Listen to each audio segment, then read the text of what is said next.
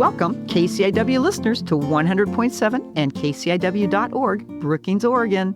We are the Joyously Free with none better than me, Joanie Lindenmeyer, a resident of Harbor, Oregon for 34 years, a retired Del Norte High School teacher, and a best-selling author. Today, as we normally do, we're going to start out with our wonderful salutation, and our speaker, this will be part 2 coming on. You've already heard from Isaac one time, and I think Isaac will probably even remember this. I'm going to start by saying it's a brand new day, and you're going to respond with never been lived before. Here we go, everybody. We'll start with a little drum roll. It's a brand new day. It's never been lived before. Beautiful, beautiful. And that is so true. Every day is a brand new day. We don't have to carry any of the hard stuff, the challenges that we had from the previous day. We start brand new thoughts, new ideas. And that's what this radio show is all about. It's about being free and joyful. It really started with a radio show, as Will and Viv named it. It talks about LGBTQ, stories and tips, along with church, faith, spirituality, and joy. It comes from a book that I wrote called Joyously Free. What I really like about this show and about my life, that there's no hate speech.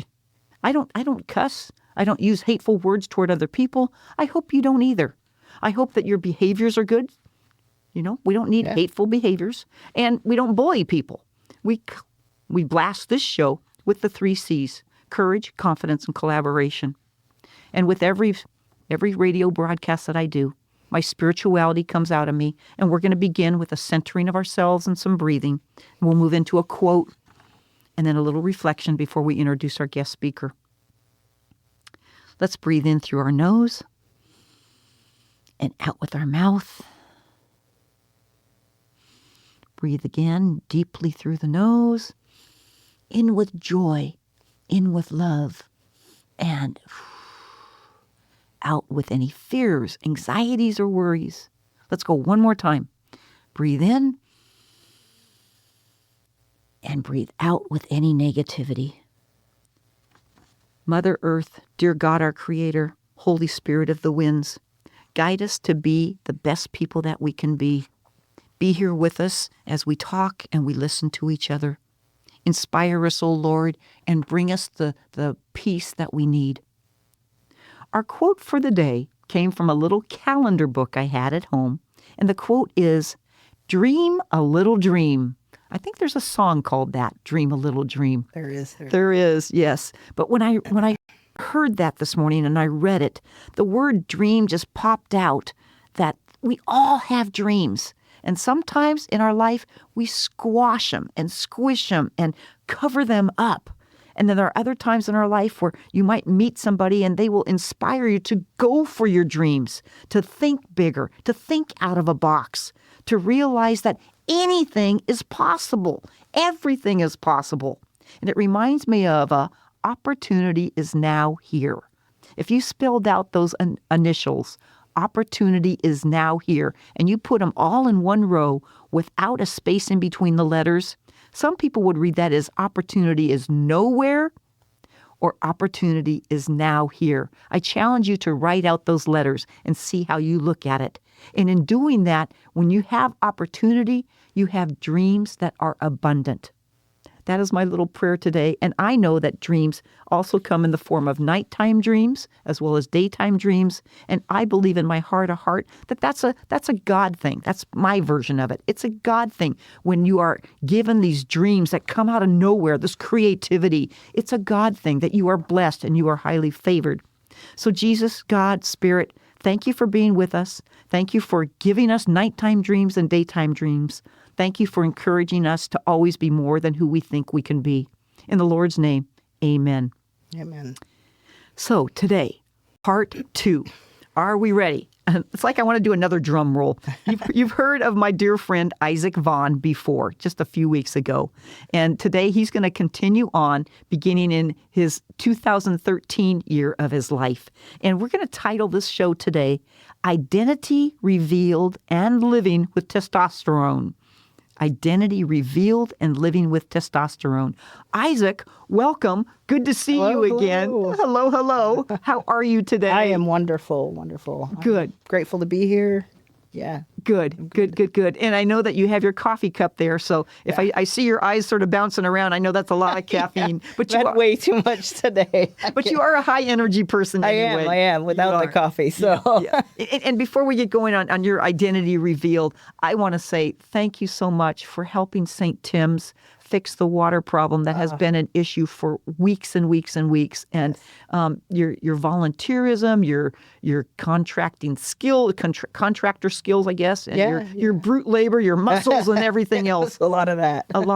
And your willingness to collaborate and talk with people. And solve problems. I'm grateful for the opportunity to be a part of St. Timothy's in whatever way I can. It's such a great place. And they do wonderful things for the community. So I'm happy to help them any way I can. Awesome. And you are one helpful person. So speaking of that, I know you helped yourself. Let's go back to your life, 2013, and what you did to help yourself. All right. So 2013, it was April 12th. I started taking testosterone. I had lived as a man for a year prior to that. And I went to therapy. I'd been in therapy pretty much my whole life, but focusing on the gender dysphoria pretty heavily for about 5 years. I really wanted to make sure that I was doing it not because of my past traumas. I wanted to make sure all that was cleared before I made any permanent changes in my body. I got through all that and I started testosterone and I was so excited. Like right away, my voice changed. It took I'm going to stop you there for a second. Many people don't know this. Testosterone is a hormone replacement treatment. Yeah. And does it come in a pill, a shot? Give us a little. So it comes in, you can get an ointment or you can do an injection. It used to be intramuscular. Now it's sub-Q. I do 0.5 sub-Q. I inject myself every week. I do it on Tuesdays. So today I get to take my testosterone. Okay. Radio Tuesday is now Testosterone Tuesday. That's right.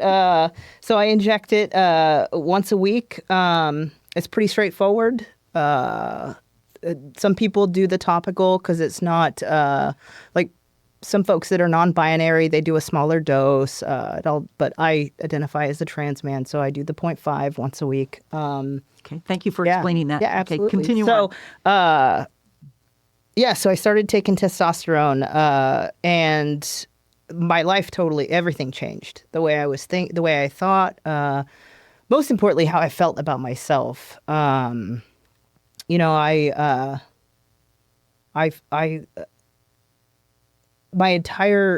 way I perceived myself, and the way I presented myself, people around me were like, wow, you just seem so much happier. And the more my body started aligning with how I felt inside, the more free I felt.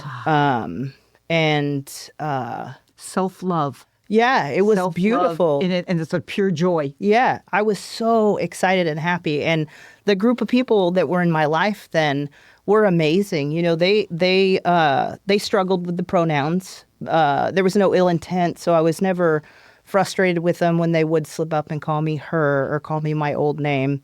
It was okay because it was a transition for them also. And they were doing it with they respected it and loved me. And it was such a good experience in my life. With my best friend Damien, he's no longer with us, but he was a huge help during my transition. When I started the testosterone, because my shoulders grew, I got bulkier, my feet got bigger. A whole bunch of physical stuff happened. Incredible Hulk. Yeah. It was I was like, oh, I really like this. So I transitioned. I started testosterone, and I was living in Portland at the time with my previous partner, and she was so supportive. Very. She didn't care. She was really supportive, and it was really nice. I felt safe. I felt seen. Wow. That's incredible. It was huge. It was huge for me. And it was scary for me, too. Like, it was scary to, because I hadn't, the self-love wasn't fully there yet. And so it was. Dream a little dream. Yeah. It's self-love is so important.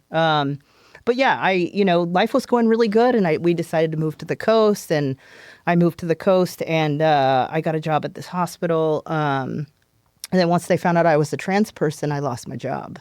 Oh, Yeah. You were fired? I was fired, yes. For being trans? They tried to say I did an invasive procedure, and they're trying to cover it up. Yeah, and I was like, that's not what happened, you guys. And I was able to prove that that's not what happened. And so... and that's why it's important today that we don't go backwards in time, that we keep the rights and the protections for all people. Right. Yeah. I just had to throw that in there. Absolutely. I love that. Yeah. And it's true, because there were times in the past where people were fired from their jobs. They were put in jail for being queer or gay. Many, many issues, and we cannot go back. We cannot go back there. Yes. Okay. We will not go back there. We will not go back there. No. Because our whole society is transitioning. Yeah. So your friend Damien, your partner, your my girlfriend. partner, yeah, my girlfriend, my friends. Like it was a change for everybody in my life. And so you lost your job. Lost my job, living out at the coast.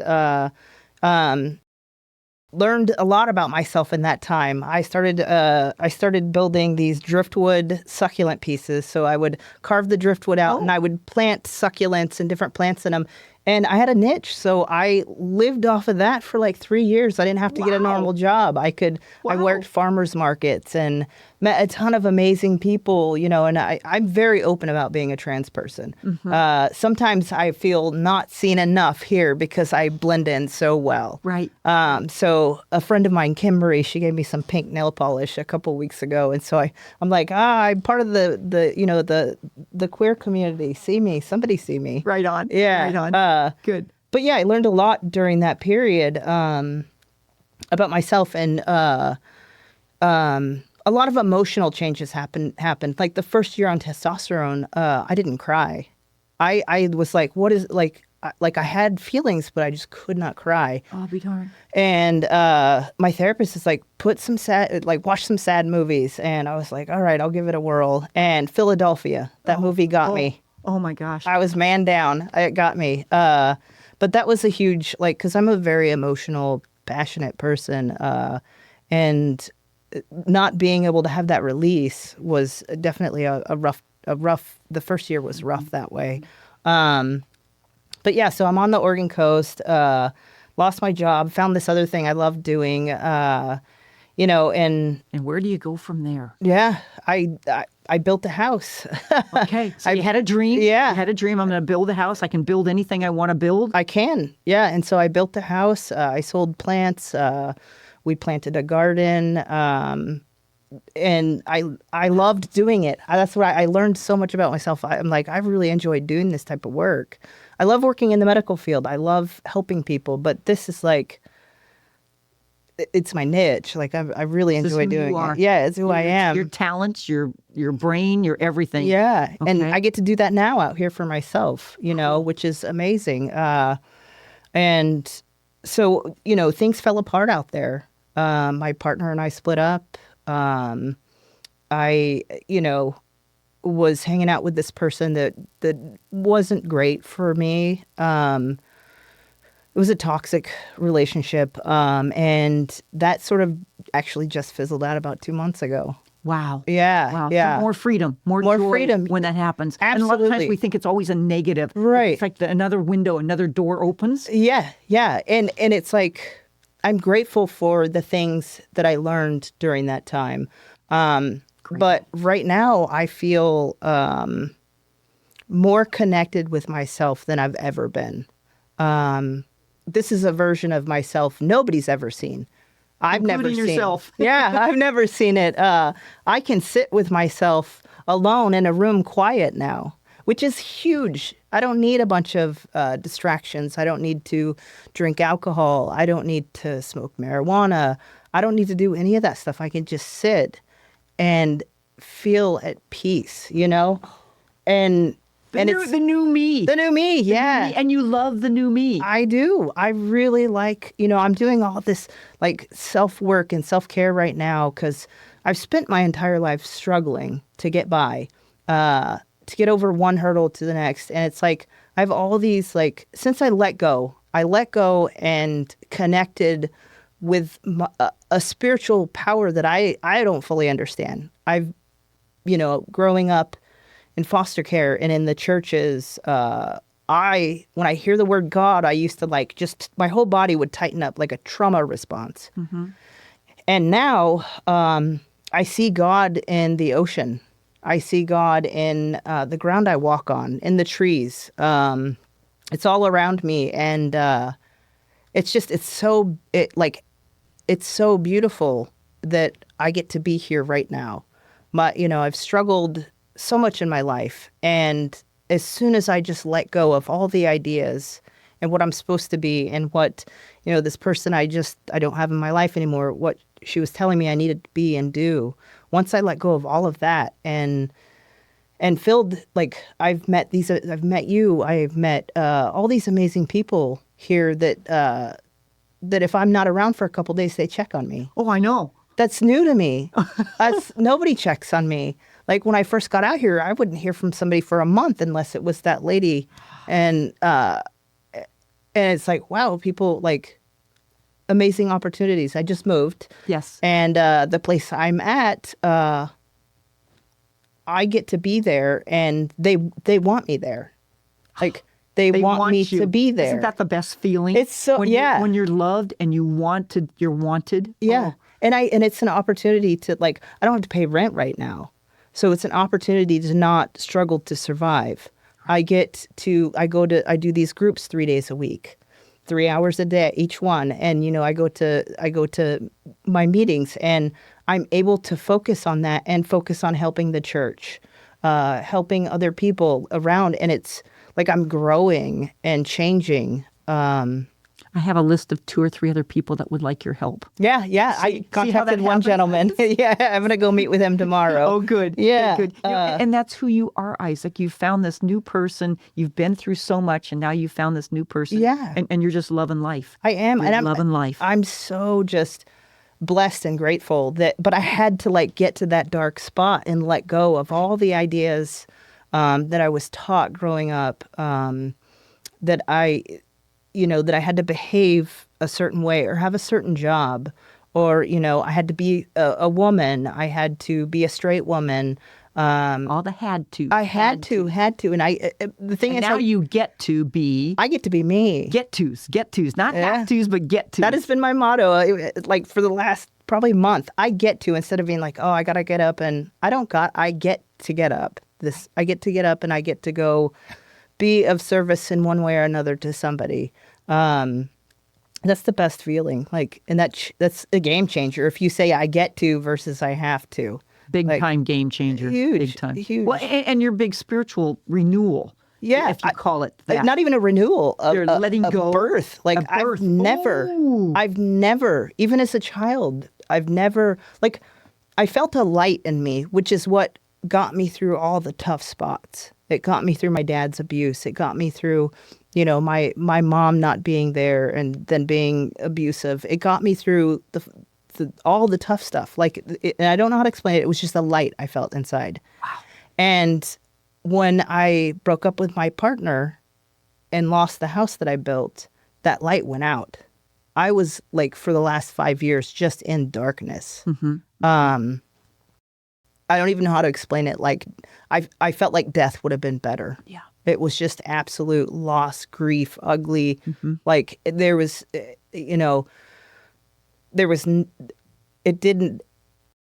You were empty. I was completely, dead, I was spiritually, emotionally, physically just fried. And